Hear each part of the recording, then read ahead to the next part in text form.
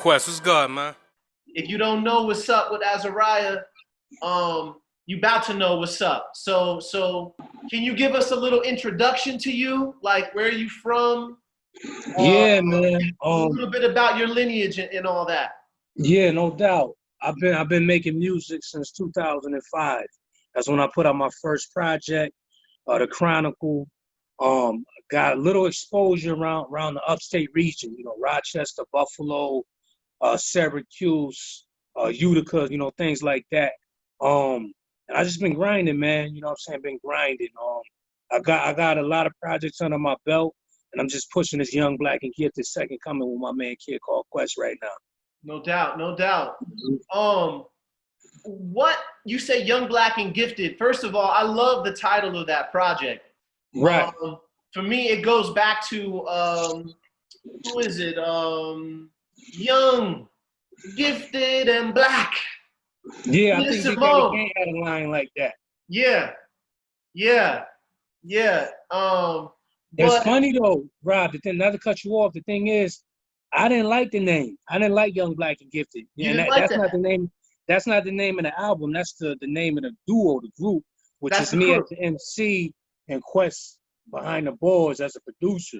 So the reason why I didn't like it because I felt like it was kind of cliche and I kind of be out in left field with a lot of the names I be coming up with. But Quest just thought that was a good way to just kind of, cement everything that we've been doing. You know what I'm saying? Word. Like before Young Black and Gifted, it was actually Living Proof.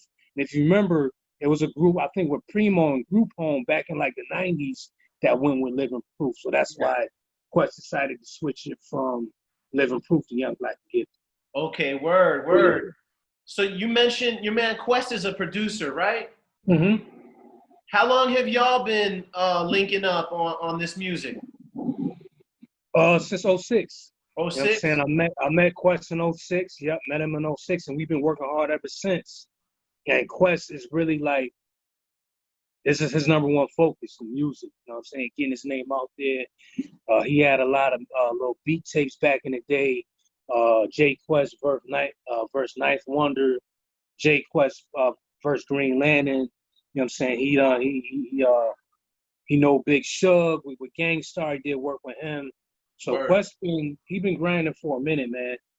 Definitely been grinding for a minute, man. And I just tip my hat off to him to see where we've come since early on and to where we at now. It's just dope. No doubt. That's a good segue because you mentioned where you from, you know what I'm saying, and everything. And I always like to ask MCs that I interview a little bit about like the climate that led to them becoming MCs.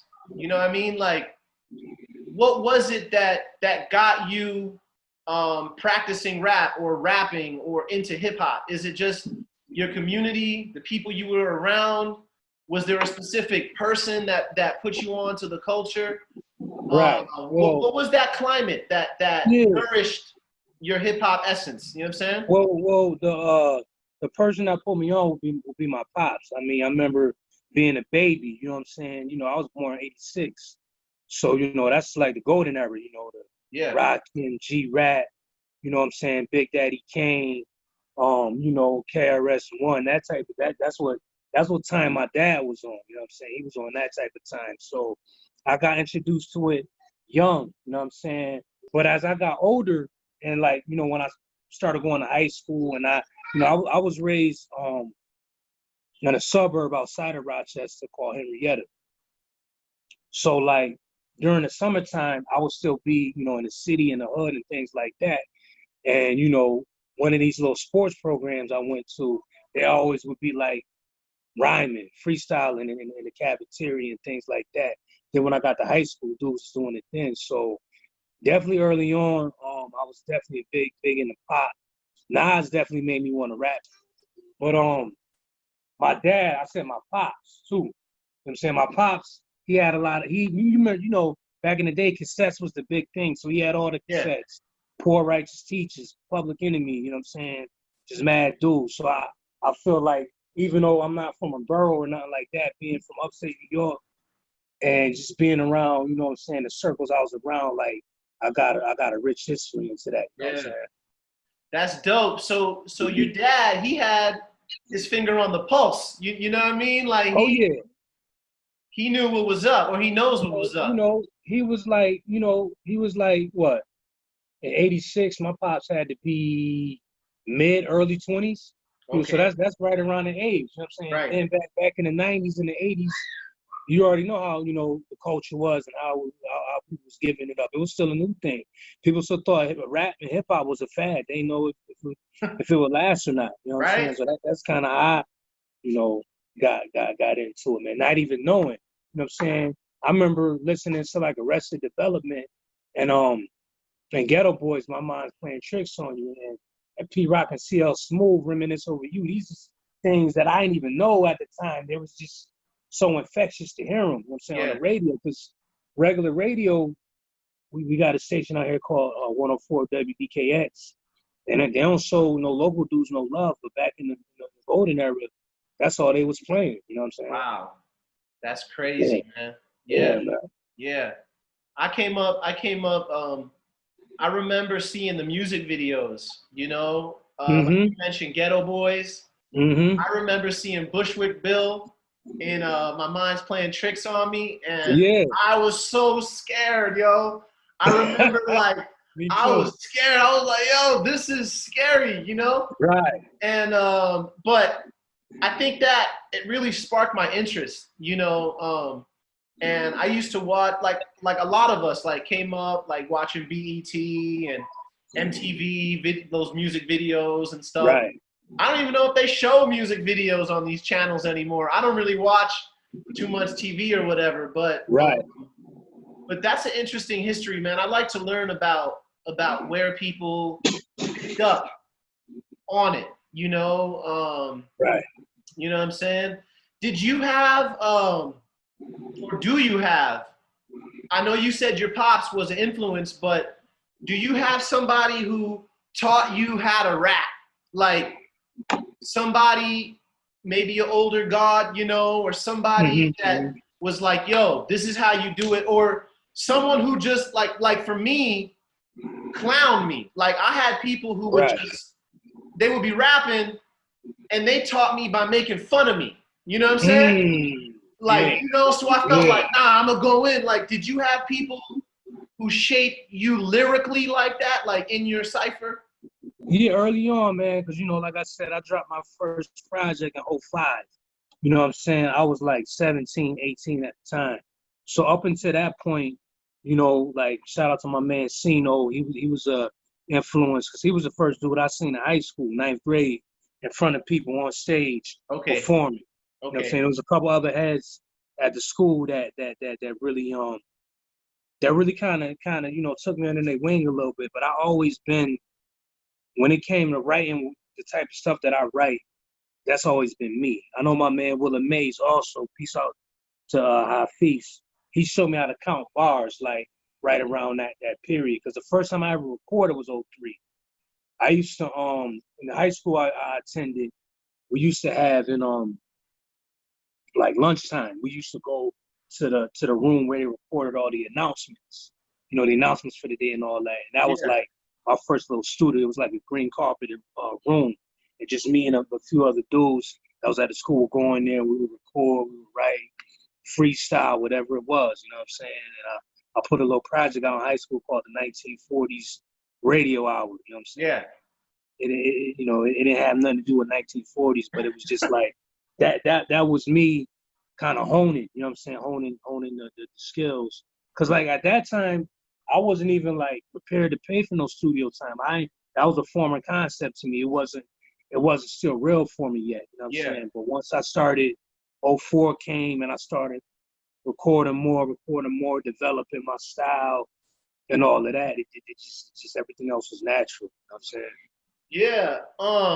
So what would you say is your style then? Because I listen. I don't mean to interrupt you, huh? What you think my style is? What I listen to Young Black and to the part 2. Second Coming. Forgive me, Second Coming, right? Yeah. And you okay? The texture of your voice is different than other people. I don't know how to explain it, but when I hear you, I don't mistake you for like another MC. There's some MCs who you hear and you're like, yo, this sound like Rock Marcy, but it ain't Rock Marcy, but it sound like him, you know what I mean? Or but I hear your voice and I don't really have anybody that I say you sound like. You know. That's dope, man. I would say that I feel the East Coast in you, you know, in your lyrics and stuff like that. But I also noticed that I don't want to say that your lyrics are clean. They're not clean. Right. But you also don't talk about certain things that I hear other cats talking about. You know? Well, can you speak on that a little bit? Like certain, like, why don't you talk about, like, I don't think I heard you rapping about guns, like the drugs and all that, guns and and shit like that. Like, why, what is that? Why don't you just, because I know like a lot of people, that's what they look for. That's what it's so much of their content. If they ain't talking about that or this, they don't really have much more to say. You know what I mean? But how does that come about? Like, why did you, is that a conscious thing that you're deciding? Well, you know, I've always been a realist, man, and true to my story and true to me as an individual. And them type of things, even though, you know, they are prominent in, you know, in the communities we dwell in, you know, where I dwell in, it was never nothing that I had to involve myself with, you know what I'm saying, on a basis beyond music. I never really had to tote guns and, you know, I dabble, you know, I dabble with drugs and things of that nature, trying to make a quick dollar. But I looked at it more as, what's the motive for me doing this? Do I really need this money? And am I really gonna get my money like this, or am I just trying to live up to an aura, or live up to something that's cliche, or that, you know, they want us to do? So I know it's a conscious effort, and like a lot of the music I listen to all the rah, you know, gun toting, you know, drug peddling type of things that the MCs like to bring, because, you know, some people, it's their reality, but I was always taught, you know, you live by the sword, you die by the sword. So, you know, and then like part of it is my upbringing too. Like my mom is a Christian, you know, she a Jehovah's Witness. So she kind of steered me clear from a lot of that as a youth. And when I got older and did the own knowledge of religion and this and that, I made my own I made my own, like, you know, feelings on it, or move how I wanted to move. I don't agree with that, but at the same time, I feel like us as MCs, us as artists, we have power. We have responsibility. So it ain't no preachy, like you said, no clean, nothing like that. But at the same time, like, I know that what I say, you know what I'm saying, I'm gonna be held accountable for the type of talk that I do, just like we all are. You know what I mean? Right. So that's pretty much where that comes from. No doubt, man. That's important. That's important. You know, I remember when I was a youngster and I first got into like rap, like not like commercial stuff that's on the radio or whatever, or on TV, but like rap, you know? Yeah. I didn't really know what it was because I had always, you know, my family kind of sheltered me, you know. We were also, my fam was Christian in the background, they're Christian and preacher. You know, my mom's side though, she just kind of let me do whatever I want, you know. And I really got into rap and everything, and I would try to rap, I would rap my rhymes and everything like that. But over time, that violent message in a lot of the music that I was listening to, I felt like it started getting to me. You know what I'm saying?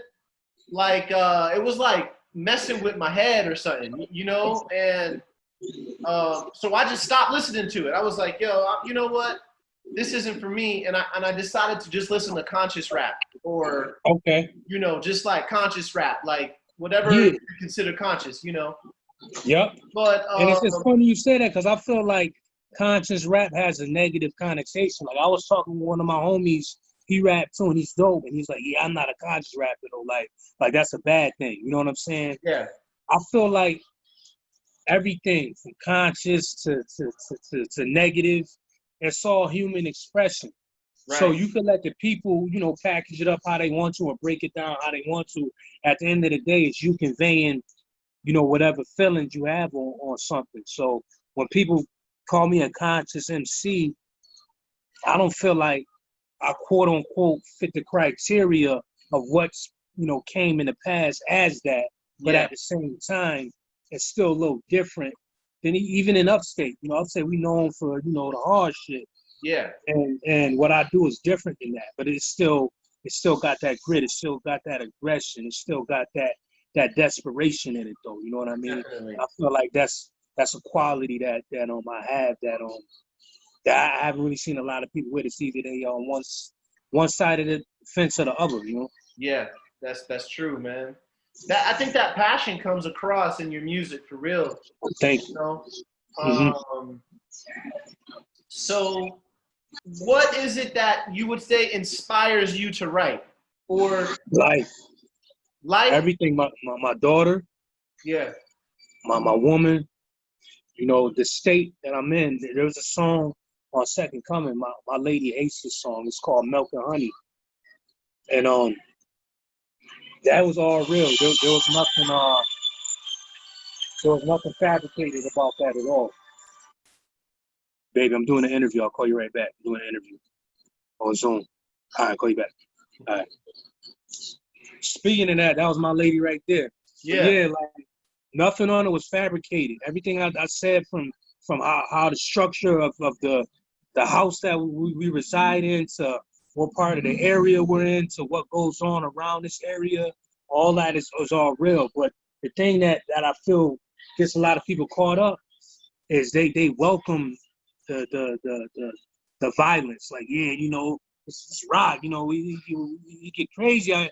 That's anywhere you go. Any hood in America is like that. Yeah. If you mind your business, if you're not involved with nothing crazy, you ain't got nothing to worry about. I never had an issue, you know, living on this side of town. You know what I'm saying, where I'm at. Yeah. So, yeah.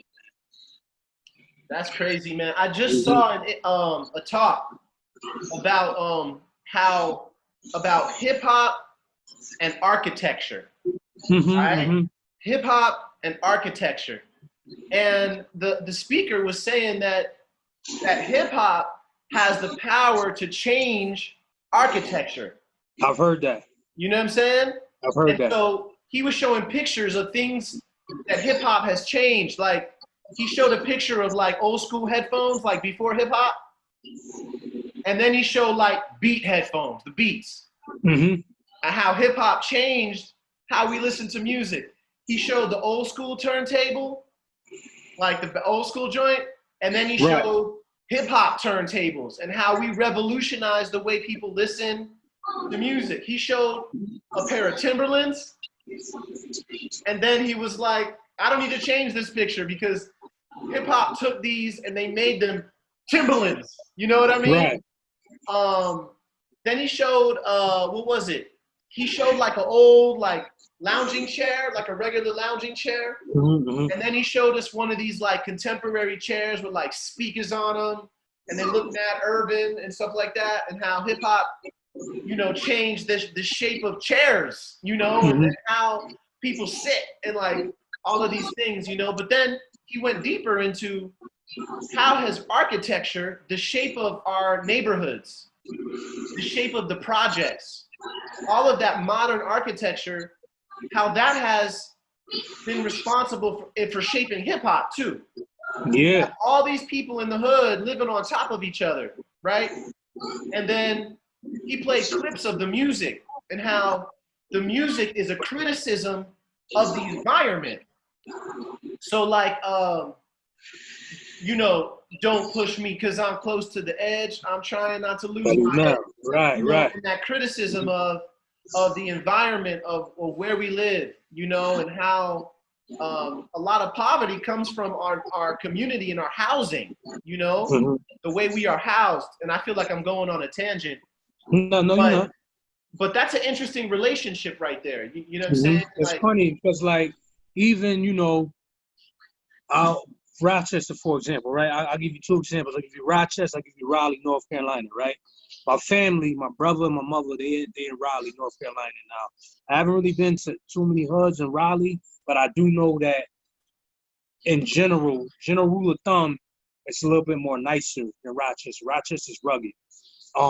Inner city of Rochester, the surrounding areas of Rochester, they're, you know, a little bit more peaceful, a little bit more relaxing, a little bit more tranquil. But Yeah. the inner city, my street, I probably got like 4 or 5 abandoned buildings on my street.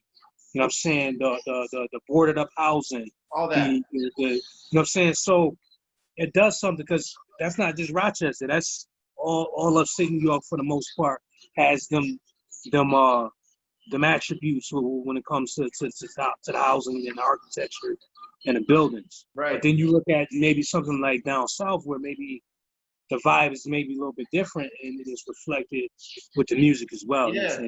To your point. Like, you know that saying, you know, you're a product of your environment. Mm-hmm. So if I'm living somewhere and the buildings are abandoned and the windows are boarded up and there ain't no places I can get healthy foods, Mm-hmm. there ain't no trees, there ain't no grass anywhere, I can't just get, you know, how am I going to be? How am I going to be shaped? What's my reality going to be? What are my values going to be? You know, versus somebody who lives in the suburb, they got a front lawn, they can do a little picnic in the grass. You know what I mean? They got fruit on the trees. Right. So that creates that environment that your mental is going to be different, you know, according to where you grow. Me, I like it. I like the ruggedness, because I get a lot of inspiration from that, man. If I'm just around, you know, peace and harmony all the time, you know, it may not get them juices flowing like they need to flow. You know what I'm saying? So That's funny, man. That like reminds me of the argument that everybody has about Nas. Mm-hmm. They want him to be Illmatic Nas. You know what I mean? Yeah. Like, we want him to be Illmatic Nas. But, yo, he ain't Illmatic Nas no more. Like, right. He doesn't live there anymore. Like, he's a million or whatever.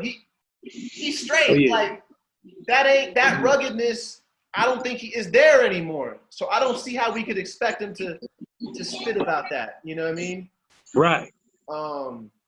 Yo, so let's what is your writing process like? Do you write every day? Yeah, for the most part. So how does that work? Like I'm Azariah, right? And do you work on inspiration? Do you have a regimen? Are you working on discipline alone? Like 9 a.m., I sit down every day and I write, even if I'm feeling it or not? Or like, how do you work that? Well, it's more free flowing for me. You know what I'm saying? I go when I move.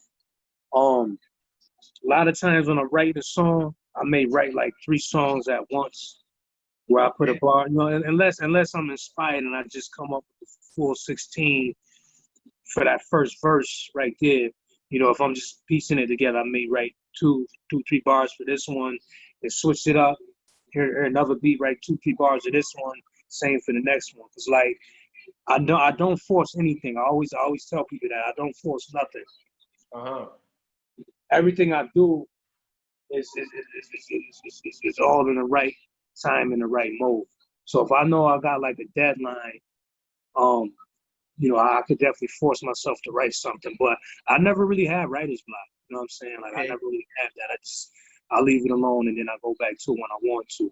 I rarely write a whole song at once, but I do that sometimes too. You know what I'm saying? Like with my man Laddie, shout out to Laddie, we got a project dropping soon called Phase 2, Return to Sloppy Smooth. And there's a couple of joints working with Laddie that, because he has a portable setup, so he brings everything to my crib, and he just puts a beat on it. I just, you know what I'm saying, the whole song, hook and everything. But I usually like to sit with stuff. You know what I'm saying? I'm not one of them that be like, yo, man, just throw the beat on, put me in the studio. Yeah. I'm not that guy. I'm definitely a writer. I definitely take my time, but I love the process, man, coming up with things and then hearing them and then getting like hyped about hearing them and then listening back and getting goosebumps from what you heard or seeing how it's influencing, you know, those around you. You know what I'm saying? Things of that nature, man. I love it. Yeah. Do you have a memory of people reacting to your lyrics for the first time?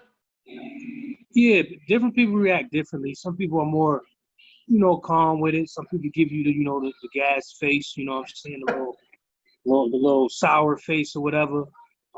You know, some people come up to me, start spitting my verse, like, yo, I remember when you said boom, boom, boom. I'm like, oh Yeah. man, you know, so it's cool, man. I just try to stay humble, man, and keep giving it to them. You know what I'm saying? And keep getting on more platforms such as yours, for people to see what I'm doing and get hit to, you know, the zone I'm in. No doubt, man. I appreciate you taking the time too to link up with me, you know, because Yeah.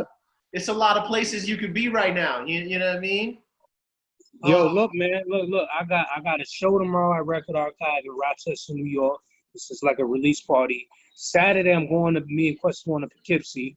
We got another interview out there. You know what I'm saying? We got another one next week in Toronto. So it's like things is picking up, and that's just the beauty of Quest and the timing and everything. Quest, he goes to New York like once a month. You know what I'm saying? So Yeah. he's in with some of them circles, like, you know, some DITC, you know, Buck Wild, and Wow. you know, some of them dudes, just different dudes that be behind the scenes that I ain't even really know like that, but Quest like got their phone numbers and shit. You know what I'm saying? No doubt. Yeah. Yo, that's always good to have somebody in the crew with some connections. You know what I mean? Oh yeah. For real. For real. Yep. You know, I'm trying to build a little bit myself, man, and networking, and it ain't easy, man, because people don't know you. You know, like I can hit somebody up like, yo, this is Rob. They be like, who the fuck are you, man? Right. I don't know you. You know what I mean? So I guess it's like a lot of the times it's who you know. A lot of the times it's like, what can you show and prove? Like, what's your track record? Do you have any evidence that you know something about something? You know, Right. that kind of thing. I once interviewed. Well, I didn't really interview. I got to ask You God a question. You God from the Wu-Tang, right? At an interview that he was doing, and I asked him like, how does somebody get into work with the Wu-Tang? You know? And he told me, he said, don't come at us with ideas. Come at us with the final product. You know what I mean? He said, don't try to give somebody an idea that you have. Show them the product. So come to them with it already finished, you know? And that's gonna that would help people in their decision-making processes or whatever. Right. So I took that to heart. And now whenever I approach somebody about something, it's because I already have it done, you know? Or I have the infrastructure to get it done. You know what I mean? You gotta move like that. Yo, let me ask you a totally different question then. Yeah. Because we live in a crazy environment right now. It's a lot of uncertainty, you know? We living in these COVID times and these tumultuous race relations. The police we're seeing them for what they really are. We always have, but now it's like the world is kind of seeing that like we've been seeing it for years and years and years and years and years and years and years. What gives you hope during this time that feels kind of hopeless? You know, the politicians don't give a fuck about us. It doesn't seem like, you know, the police ain't protecting nobody. That looks like us, at least. Right. We don't know who to trust in the media. You know, we don't even know who of our own people to trust sometimes. In the middle of all that, what gives you hope? It's just like you know, being a student, man, being a student of life. Yeah. You know what I'm saying? Being a student of life, a student of this corporation called America. You know what I'm saying? And just knowing that, you know, we was the creators of everything. You know what I'm saying? And everything happens for a reason. You know what I mean? So I really don't get too caught up with a lot of the inner goings of COVID and, you know, the George Floyd. And it's no disrespect to nobody, but at the same time, you gotta understand they're putting this in our faces for a reason. Yeah. People don't teach people how to be media literate. You know, they know what gets us going. They know the buzzwords. They know what to do. They got the crisis actors. So it's a lot of things like that going on. And I just know, you know, I gotta be an example for my stepson and my daughter. I gotta be a good husband to my woman, you know what I'm saying? Yeah. And it starts with the family unit, you know what I'm saying? So we're not going for the okie doke, you know what I mean? Yeah. Like the bamboozling and the coon show and all this and that. Like, you know, I just try to be critical with everything. And then just the type of information I intake, the type of books I read, just things I try to study up on. I feel like it's in preparation to deal with a lot of the shit that's going on now that we've known that's been going on for years. And they're going to continue to go on, you know what I mean? You just got to know how to navigate and maneuver through it, you know what I'm saying? Mm-hmm. Yo, what's one of can you give us a book suggestion, like a couple books, you know what I mean? You could suggest. Yeah, I'll grab one. Hold on, give me 1 sec. Grab one. Hold on. My bad, my G. These two good ones. This one right here, Empire of Illusion. Yeah. And the Literacy and the Triumph of Spectacle. This is a dope book. I think Lupe Fiasco talked about this book in something he did like back in '09, and I picked the book up. It basically talks about like just different entertainment industries, from wrestling to porno, politics, college, how each of these things are set up and how they work with each other, and how, you know, you got to be aware of what's going on. It's a great book. I can't really break it all the way down, but that's a good one. I ain't finished this one yet, but it's a popular one. The New Jim Crow, I think by Michelle Alexander. That's a good one. So I got a bunch of books, man. I try to read when I can. I don't read as much as I like to. Yeah. But, you know, things that I'm interested in, things that I can apply in my life now, it's definitely something that I'm interested in, to give you a new way to look at things. Because if you just go with whatever the masses are telling you, the media, you'll be in fear to the day you die. You know what I'm saying? That's right, man. That's right. Or hating everybody. You know what I mean? Yeah, that too. And that was a construct. The whole racism thing was a white supremacist construct. You know what I mean? The whole breaking down on the racists and all that. You know what I'm saying? So it get deep with a lot, man. It's like learning about that type of stuff is empowering, man. And it also fuels lyrics too. You know what I'm saying? Right. That's that knowledge right there, and that's another thing that I think you do in your lyrics. You know, is within it is jewels that you've given us. You know what I'm saying? That are valuable. You know what I mean? Yo, what's one thing about rap music that you hate? That I hate? Yeah, is there anything about rap or the industry that you just rather do without? I can't think of none specific, but pretty much anything mainstream.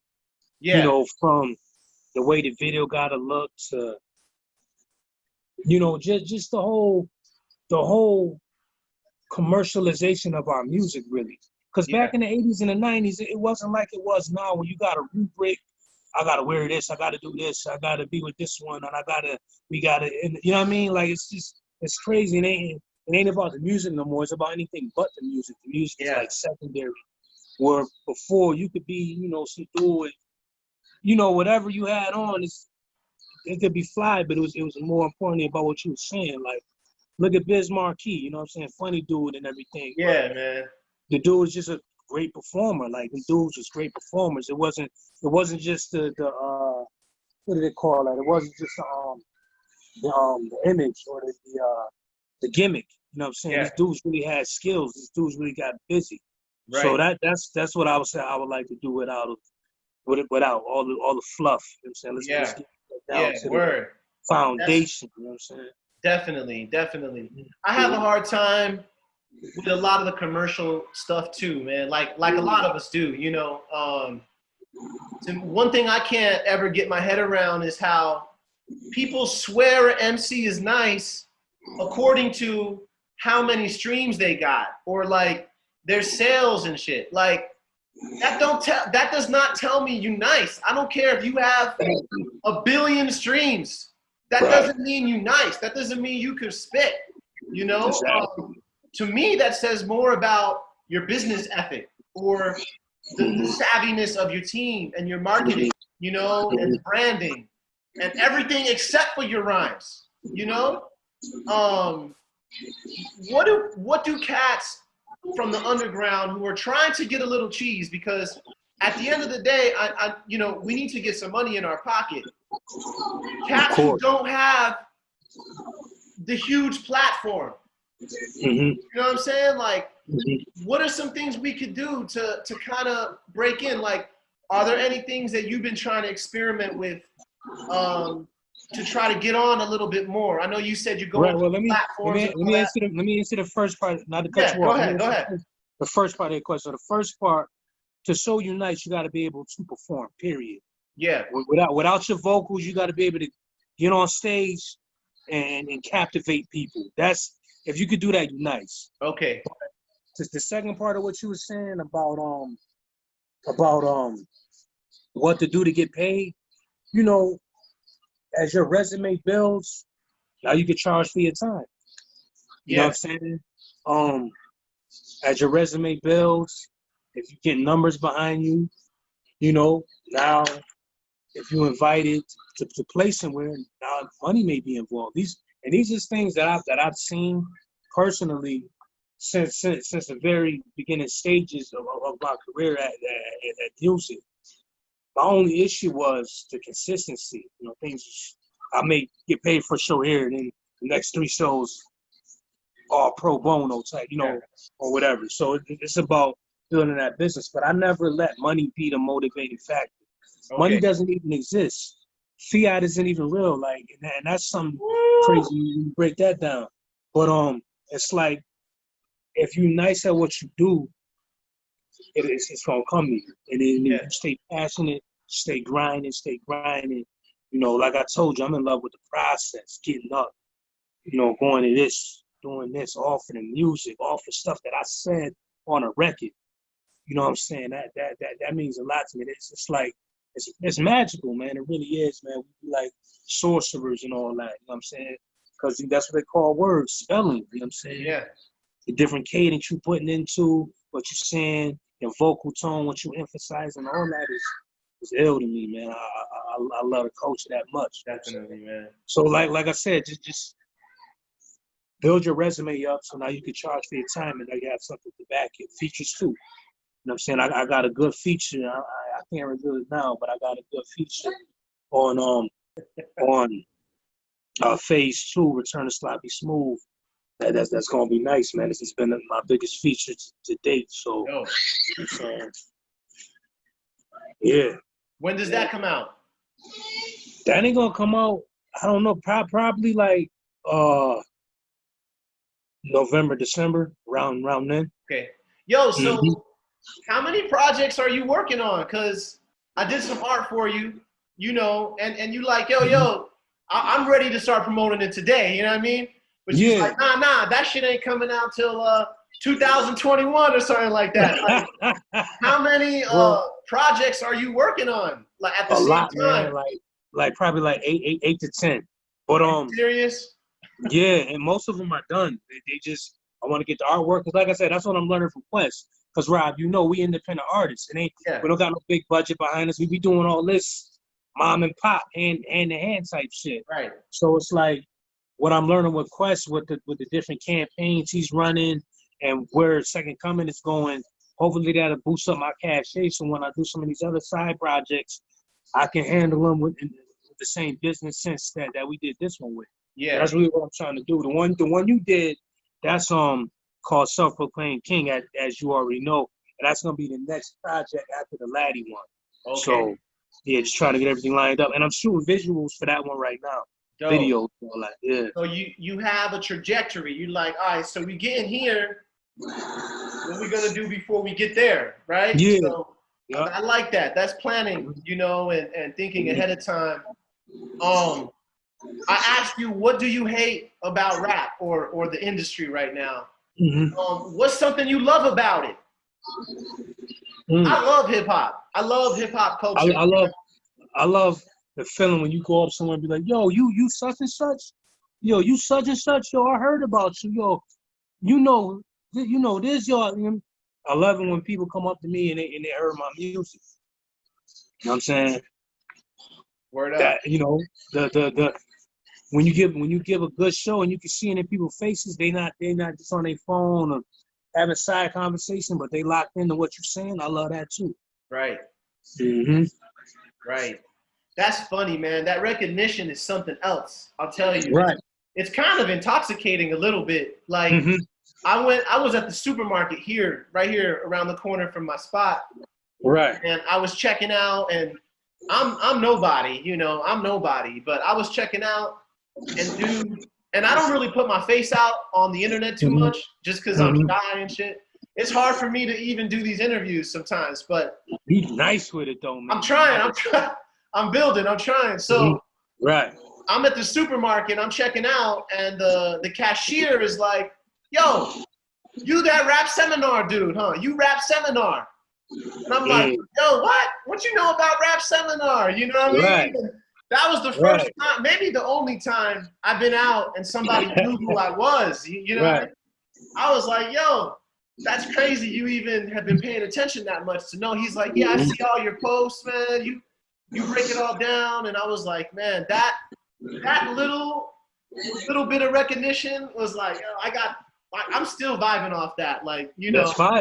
But really what I see is with Rap Seminar, we're underground. We're an underground platform, you know, that is here for underground MCs, you know, and I feel like we're all kind of like coming up or trying to come up together at the same time. And I'm not a genius. I'm not Rap Radar or any of these the other platforms out there. You know what I'm saying? Right. But I'm here though, you know, and we here, and whatever I could do to help uplift what you're doing and shed some light on that, I'm here for it. You know what I'm saying? And whatever you need from Rap Seminar, you just hit me up, whether it's an analysis, some artwork, I got more artwork for you. You know, no doubt. Yeah, I got more. Yeah. Word, man, word. So what can we expect from you next? Like, what you got on deck right now, and then what's coming in the future? Well, you gave us a few, you know, ideas, but give us that blueprint real quick. Well, the second video for Second Coming is about to drop. I want to say at the end of this month. It's called Warfare. That's about to drop. The video, Second Coming, second video off the project. Me and Laddie, you know what I'm saying, later this year. Phase 2, Return to Sloppy Smooth. That's the follow-up to Phase 1, Lord of the Underground, that we did 2017. Self-Proclaimed King, fully produced by Najee Jordan. That's dropping soon. Me and my man Hafiz got a project called Mercenaries for Hire. We're still working on that. Fighter's Spirit. That's Quest producing, and me and Jay Hustle, you know, rhyming over that. That's like 90% done as well. Okay. And then me and Hustle got another project with a Najee. We getting ready to hit the brothers with, man, and sisters. Yeah. But that's pretty much it, man. You know what I'm saying? If y'all not doing nothing, you know, whoever in Rochester, I don't know when it's airing, but I'm gonna be at Record Archive. I think it's like 301 East Ave.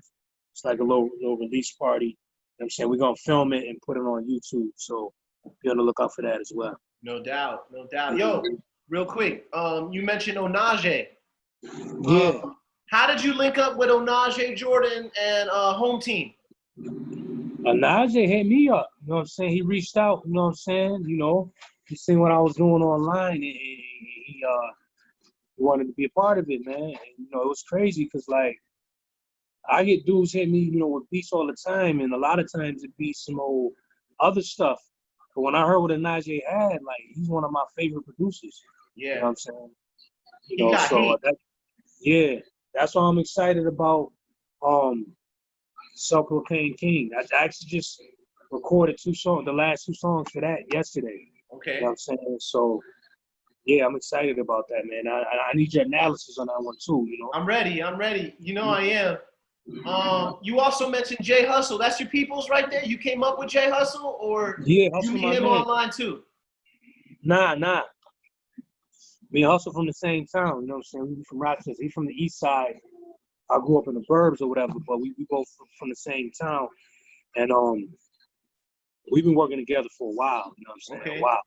Okay. But yeah, he the godfather to my daughter. So we So we you got a family. relationship outside the music too. Yeah, also good people, huh? No doubt. Last Mm-hmm. question. I don't feel like I'd be doing my job if I didn't ask you. Right. So you Rochester. So Ito is from there, right? Like, Yeah. and some of these other cats that are really making a lot of noise.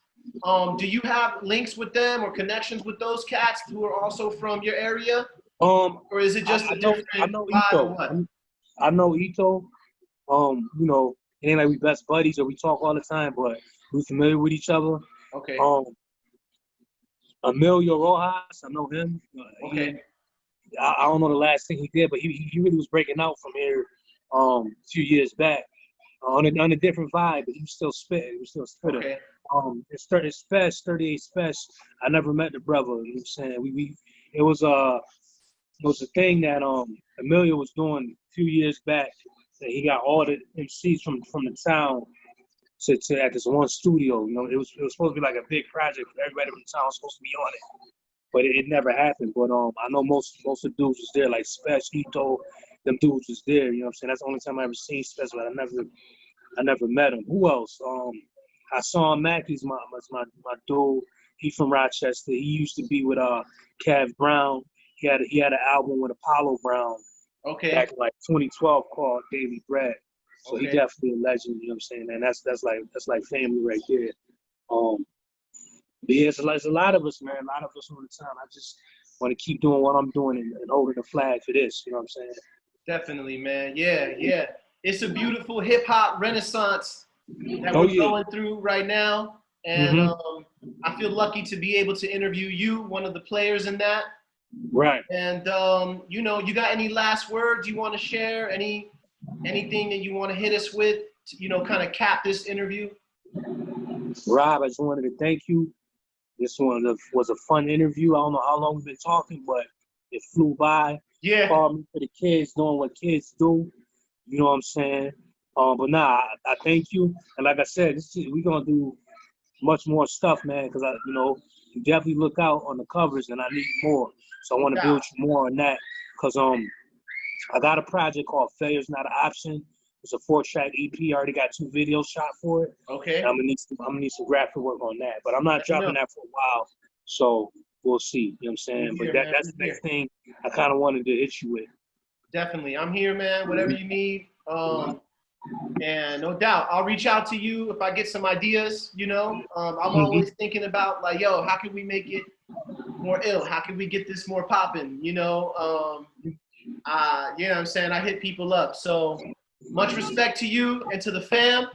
Holla. I'm here. All right, my G. All right, fam. Peace. All right, peace.